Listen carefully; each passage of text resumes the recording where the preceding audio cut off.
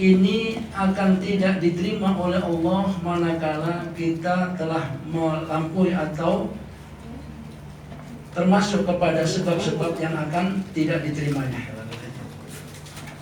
Sebagaimana hadis Nabi Shallallahu Alaihi Wasallam, Rasulullah SAW bersabda, tuftahu abwabul jannati fi kulli yawmin isnaini wal khamis. Apa kata Nabi? Setiap hari Kamis dan setiap hari Senin itu pintu surga dibuka oleh Allah Subhanahu wa taala. Ini yaitu hadis yang diriwayatkan oleh Imam Bukhari dan Muslim. Kemudian Allah sebutkan dalam sabda Nabi ini apa? Kullu abdin, setiap hamba, yaghfiru, akan aku ampuni selama dia tidak menyekutukan Allah Subhanahu wa taala. Dan yang kedua, selama hambaku itu tidak bermusuhan di antara saudaranya. Nah inilah sebab, inilah yang akan mengakibatkan ya, ampunan atau permohonan kita ampun kepada Allah tidak diterima. Jadi apa kata Allah? Allah setiap hamba akan diberikan pengampunan olehnya. Jadi setiap hari Kamis dan hari Ahad, hari apa? Hari Senin itu pintu surga dibuka oleh Allah. Berarti di sini surga sudah ada. Walaupun ada sebagian orang mukmin itu tidak mempercayai bahwa surga itu belum ada diciptakan. Apa alasannya? Kalau surga diciptakan, siapa yang nempati sekarang? Ini kan urusan Allah. Dan inilah yang dijelaskan oleh Rasul ketika Rasul Mi'raj itu sudah ditunjukkan oleh Allah. Bahkan Rasulullah itu pernah melihat pintu surga yang termaktub tentu dengan babus shadaqah. Ada. Nah ini berarti apa? Berarti surga sudah ada. Nah inilah kemudian dijelaskan oleh Nabi setiap hari Kamis dan hari Senin itu dibuka oleh Allah pintunya. Dan Allah berjanji akan menerima. Allah akan selalu mengampuni hambanya ketika hamba itu memohon ampun kepadanya, selama dia tidak menyekutukan Allah. Mungkin Bapak sudah paham tentang syirik ya. Apa kira-kira Pak? Yang lebih ringkasnya kira-kira? Menduakan Allah. Menduakan Allah ya, itu bagian daripada syirik. Tapi yang lebih apa? Lebih gampangnya itu Pak, memberikan hak Allah kepada selain Allah. Nah, itu. Jadi kita memberikan hak Allah kepada selain Allah. Contohnya, yang memberikan rezeki semuanya kan Allah. Yang bisa memberikan kehidupan kita ini kan semuanya Allah. Kita minta kepada selain Allah. Tuh, supaya rezekinya gampang, datang itu ke tempat orang itu. Nah, Pak Dukun itu. Sementara Dukun sendiri mengharapkan dari kita. Coba kalau nggak ada kita, kalau nggak ada orang yang datang dari dia, rezekinya dari mana dia? Lah ini dia aja nggak bisa membuat rezeki, ngasih rezeki sama orang. Dan ini dipercaya oleh kita. Nah kalau kita itu sampai melakukan ini dikatakan syirik. Dan kelakuan apa? Kemudian kita disebut dengan musyrik. Nah inilah yang akan menyebabkan pengampunan kita tidak diterima oleh Allah Subhanahu wa ta'ala. Nah ini maka kita harus minta kepada selain Allah. Jika tidak boleh kita minta kepada selain Allah, dan kita harus minta kepada Allah Subhanahu wa ta'ala. Apa saja yang kita inginkan? Allah sudah berjanji kan, ud'uni astajib lakum. Mintalah kamu kepadaku, niscaya aku berikan apa saja. Jadi Allah sudah memberikan jalan kepada kita untuk selalu minta kepadanya, jangan minta kepada selain Allah. Nah inilah di antara kesyirikan inilah yang menyebabkan ketika kita mohon ampun kepada Allah tidak diampuni. Kan soalnya kan banyak Pak, tukang sihir juga sholat, dukun juga sholat. Tapi kalau dia sholat sebelum dia bertaubat, maka pengambil dia minta ampun kepada Allah, nggak diampuni oleh Allah. Kenapa?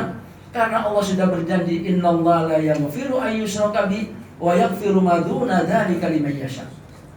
Sesungguhnya Allah tidak akan mengampuni dosa-dosa syirik. Maksudnya Allah tidak akan mengampuni dosa syirik itu ketika kita di dunia ini belum bertaubat kepada Allah, kemudian kita mati karena kesyirikan kita, maka inilah tidak ada mendapatkan pengampunan dari Allah. Tapi kalau kita sadar, setelah kita memahami akidah yang benar ini, lalu kita bertobat karena kesyirikan kita, Allah akan ampuni. Amin. Kenapa? Karena Allah sudah berkata, Innallaha ghafurun rahim. Maksudnya ghafurun rahim itu ketika kita di dunia. Tapi kalau kita sudah keluar dari dunia ini, sudah tidak ada lagi pengampunan bagi Allah Subhanahu wa ta'ala. Makanya inilah ketika itu Rasulullah pernah diancam oleh Allah di dalam surat Az-Zumar. Apa ancaman Allah?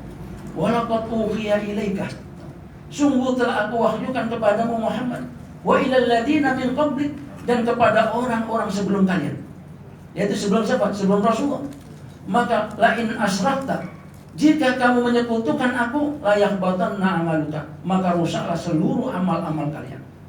Wala takunanna minal khasirin, jangan sampai kamu menjadi orang-orang yang rugi. Jadi Rasulullah itu diancam, Pak. Apalagi kita, itu Rasulullah jadi ancam.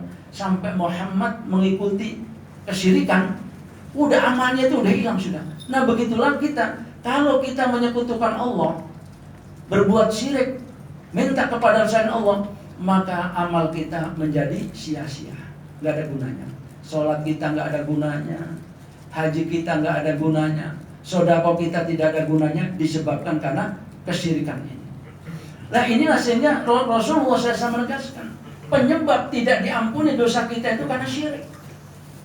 Jadi kalau kita belum bertobat karena kesyirikan kita belum bertobat, maka setiap saat kita minta ampun tidak akan diberikan ampun oleh Allah Subhanahu wa ta'ala. Walaupun Nabi mengajarkan kepada kita, coba, karena kita ini sadar atau tidak selalu melakukan dosa, ya. Baik dosa kecil maupun dosa yang lainnya, selalu kita itu berbuat dosa, maka setiap saat kita memohon ampun kepada Allah. Dan inilah yang diajarkan oleh Nabi. Kenapa Nabi itu melakukannya? Ini adalah untuk umatnya. Kenapa? Karena Nabi itu sudah dijamin oleh Allah. Surga itu sudah dijamin oleh Allah, dosa yang lalu dan yang akan datang akan diampuni semuanya, akan dihapus. Itu sudah jaminan itu. Jadi andaikan Nabi itu berbuat dosa, sudah diampuni oleh Allah sudah. Tapi kenapa Nabi selalu bertobat, selalu memohon ampun kepada Allah, mengajarkan kepada, ini pada dasarnya adalah untuk mendidik kita semuanya. Kalau Nabi sudah jamin aja, masih memohon ampun. Nah kita nggak ada jaminan.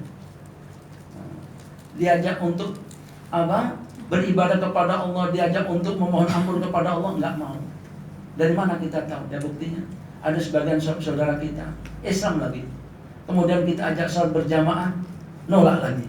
Nah ini, apalagi untuk meminta ampun kepada Allah Subhanahu wa ta'ala. Untuk menjalankan ibadah aja susah, bagaimana dia bertobat? Nah inilah diantaranya bagi kita sebagai orang yang beriman.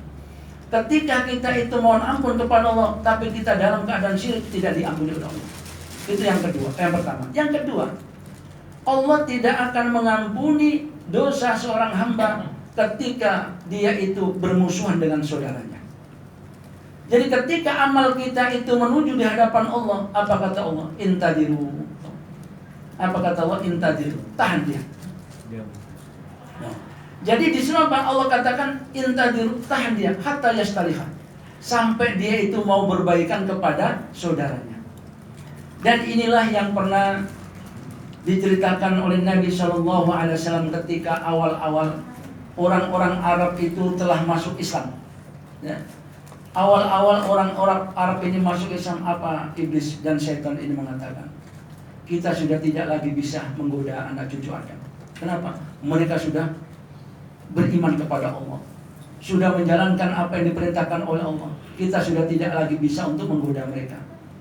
Maka pimpinannya apa? Masih, jangan putus asa kalian, masih ada apa? Dalam satu pintu itu apa? Pintu permusuhan ini. Makanya pintu permusuhan inilah yang kemudian dilewati oleh syaitan ini, sehingga kita selalu diadu antara satu dengan lainnya. Jangankan sama saudara kita sendiri aja nih, saudara kandung aja, itu kadang-kadang kita sampai bermusuhan. Setan itu luar biasa. Setan itu siapa saja, pokoknya anak cucu Adam itu pasti digoda dia.